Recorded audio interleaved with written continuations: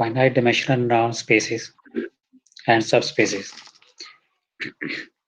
तो आपको पता है ये R या R2, R3, Rn and C1, C2, C3 and Cn ये फाइनाइट डिमेंशनल स्पेसेस हैं, ठीक है। यानी कि R2 इसकी डायमेंशन 2 होती है और R3 की डायमेंशन 3 है, और जो Rn है उसकी डायमेंशन n है। इसके अलावा दूसरी स्पेसीज भी हैं, जैसे कि हमने वो स्पेस सीक्वेंस स्पेस हमने पढ़ी थी LP, या फिर L इंफिनिटी है, या फिर वो CAB स्पेस है, कंटिन्यूस वैल्यू कंटिन्यूस फंक्शन का जो स्पेस है वो इन्फिनिट डायमेंशनल है, ठीक है, और ये फाइनाइट डायमेंशनल।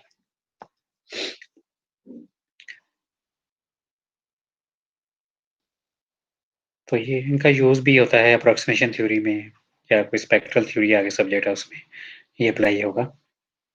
तो इसमें ये सब पहले ये एक लेमा है जो हम प्रूव करते हैं, that is lemma is about linear combination. Linear combination में हम क्या करते हैं कि कोई भी अगर आपके पास बेसिस है या फिर वेक्टर्स हैं आपके पास जो कि लीनियर इंडिपेंडेंट हैं, तो उनको आप अल्फा 1 x1 अल्फा 2 x2 इस फॉर्म में लिख सकते हैं। तो ये क्या होता है, लीनियर कॉम्बिनेशन, ठीक है। लीनियर कॉम्बिनेशन यही होता है ना, जैसे कि ये देखें आप, late x1 x2 xn be a set of linearly independent vectors in a non-space X of any dimension, then there is a real number C such that for every choice of scalars alpha 1, alpha 2, alpha k, alpha n, we have alpha 1 x1, alpha 2 x2, alpha n xn। ये norm हमने लिया है इसका पूरे का ना, linear combination का norm है ये, ठीक है। अल्फा 1 x1 x2 तो वो वेक्टर्स है ना, ये लीनियर इंडिपेंडेंट वेक्टर्स हैं, और इस पूरे का जो नॉर्म है that will be greater than equal to C into alpha 1 mod plus alpha 2 mod alpha n mod, ठीक है। यानी कि ये जो नंबर है ये ग्रेटर हो सकता है अगर कोई नंबर C आप एक्स्ट्रा चूज करें, जो कि इस ये जो सम ऑफ अल्फा जितने भी अल्फा इज ऐड हो रहे हैं, ठीक है, उनको किसी नंबर C से मल्टीप्लाई करें, कोई ऐसा नंबर C एग्जिस्ट करेगा, ठीक है, सही डैट के ये जो नॉर्म है उससे ग्रेटर हो जाएगा, ठीक है। वैसे तो नॉर्म आप अलग अलग करते हैं तो लेस देन ही आता है ना, लेकिन किसी नंबर C के लिए ये ग्रेटर देन 0 भी इससे ग्रेटर भी हो सकता है, ठीक है। तो ये नंबर C जो है ना, ये इसकी यहाँ पे इम्पोर्टेंस है, ठीक है। C एक ऐसा नंबर एग्जिस्ट करेगा जो कि इसको ग्रेटर कर देगा और इसको लेस कर देगा, ठीक है। तो ये रिजल्ट है, इसको प्रूव करते हैं और इसको आगे भी हम यूज करेंगे 2-3 थ्योरम में।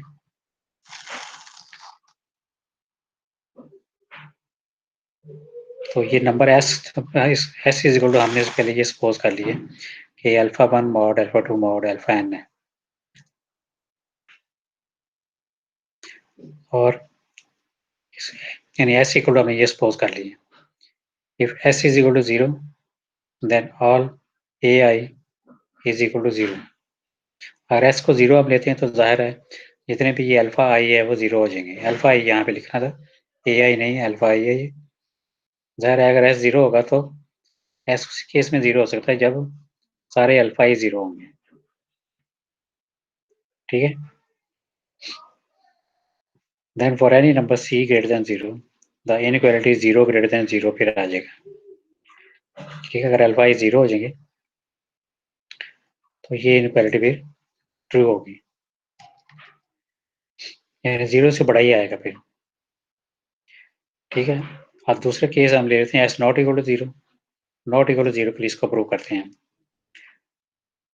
Divide the inequality 1 by S on the both sides. S inequality को अगर आप डिवाइड करें, जो S हमने नंबर क्या लिया हुआ है, अल्फा 1 अल्फा 2 मॉड ये लिया हुआ है ना हमने, S को हमने ये लिया हुआ ना, alpha 1 mod plus alpha 2 mod alpha n mod.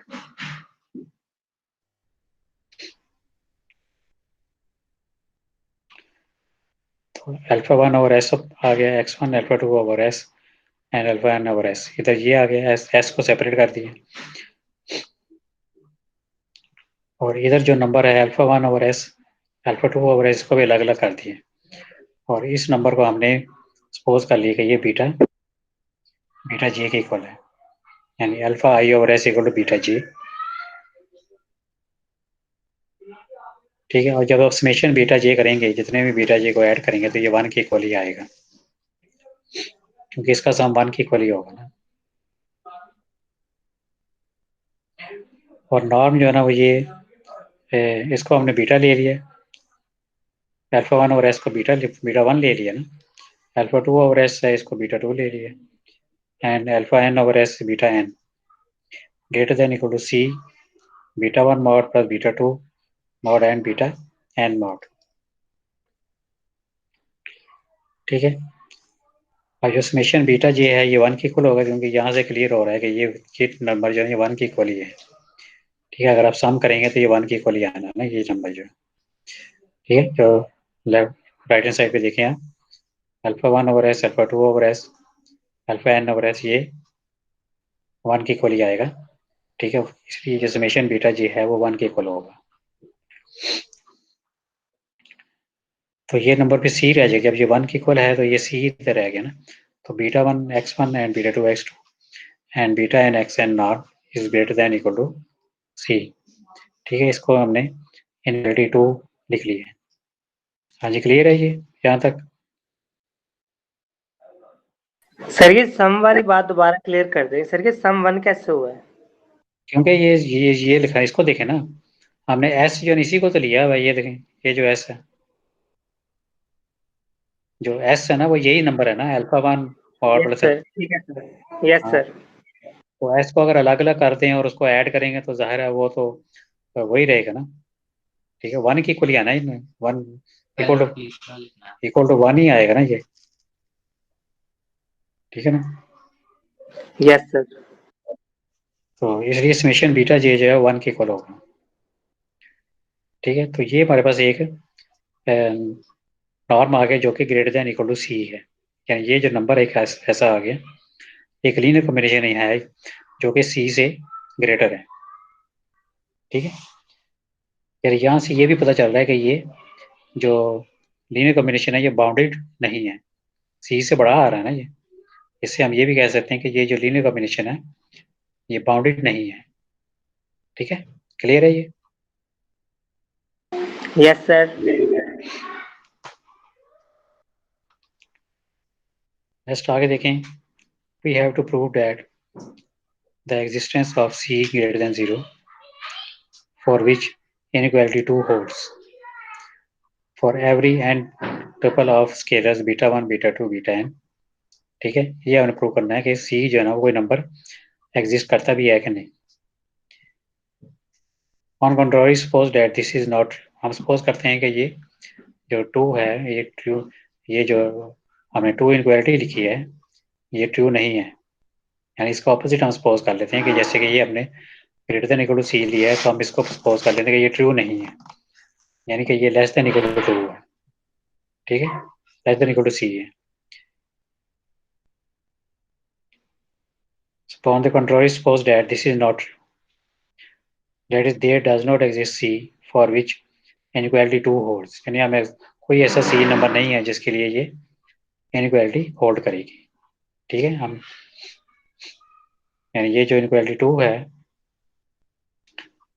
ठीक है, इसको हम सपोज कर लेते हैं कि ये हमने इसको प्रूव करना है ना असल में, तो हम सपोज करते हैं कि इस तरह का नंबर कोई C नहीं है जिसके लिए ये होल्ड करेगा। ठीक है, तो फिर देखें क्या होता है। Then there exists a sequence ym of scalars ym is equal to beta 1 m x1 and beta 2 m x2 and beta n x m x and summation beta J जो है 1 के इक्वल है इसमें। ठीक है, ये एक लीनियर कॉम्बिनेशन हमने ले ली है, बीटा 1 m और बीटा 2 m ये स्केलर्स हमने ले लिए हैं, such that Y M norm जो है that will approach to 0 as m approaches to infinity।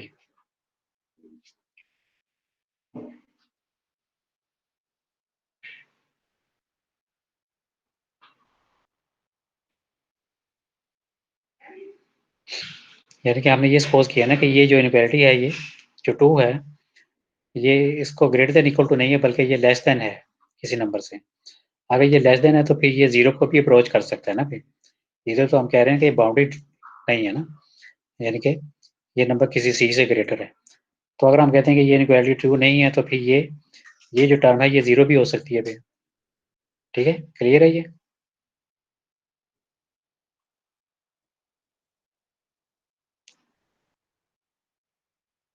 To जो इनइक्वालिटी है वो देखें आप, उसमें ये लिखा हुआ है कि ये सी से किसी नंबर से ग्रेटर है। तो हम कह रहे हैं कि ये चीज़ ट्रू नहीं है, इसका ऑपोजिट हमने सपोज किया है ना। इसका मतलब है कि ये जो लीनियर कॉम्बिनेशन है ये 0 को भी अप्रोच कर सकती है।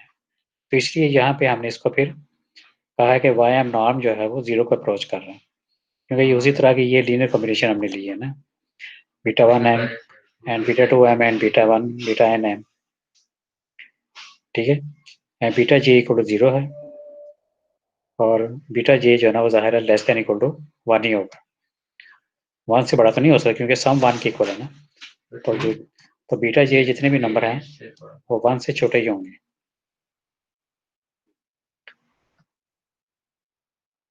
हाँ जी, क्लियर है ये? Yes sir.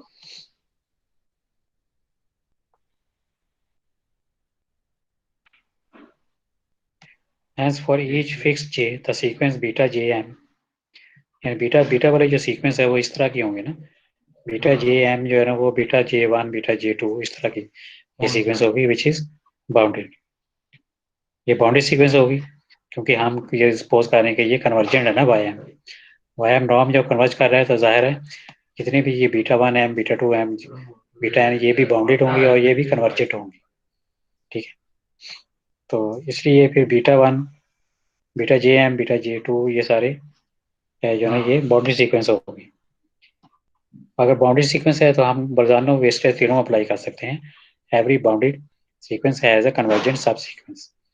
ठीक है, यानी बीटा जे एम अगर बाउंडेड है, ठीक है, रियल नंबर्स में ये सीक्वेंस है, रियल या कॉम्प्लेक्स में हो सकती है ये, तो बर्जानो वेस्टेज थ्योरम अप्लाई कर सकते हैं which states that every bounded real sequence every bounded sequence of real और complex number has a convergent subsequence। ये उसकी डेफिनेशन है बर्जानो थ्योरम की।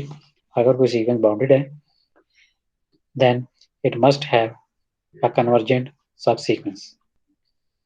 तो beta J M has a convergent subsequence और इसकी जो कन्वर्जेंट सब सीक्वेंस है बीटा 1 एम जो है हैज अ कन्वर्जेंट सब सीक्वेंस से बीटा 1।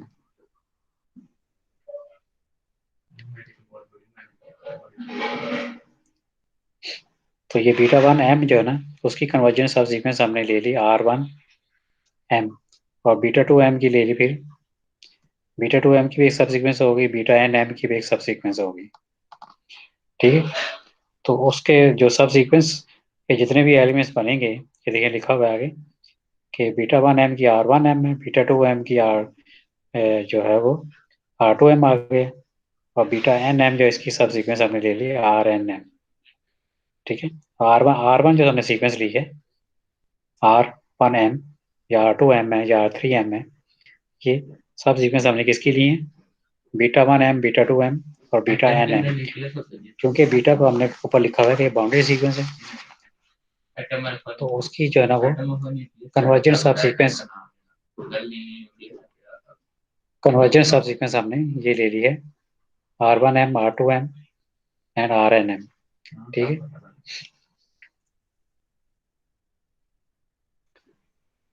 तो ये हमारे पास एक नई फिर लीनियर कॉम्बिनेशन आ गई है, इसको हमने लिख लिया कि ये Y1M है।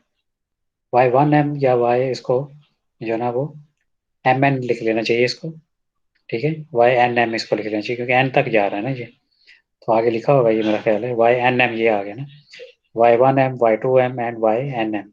तो ये एक नई सब सीक्वेंस आ गई है। ठीक है,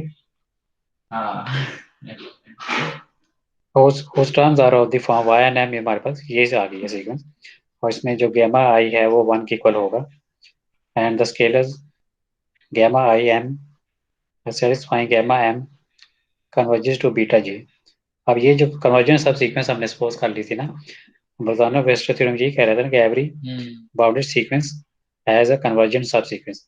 तो बाउंडेड सब सीक्वेंस जो है ना वो तो beta beta beta J M थी ना, उसकी हमने सब सीक्वेंस बनाई है आर आई एम ये वाली। ठीक है, अब ये जो आर आई एम है ये कन्वर्जेंट होगी।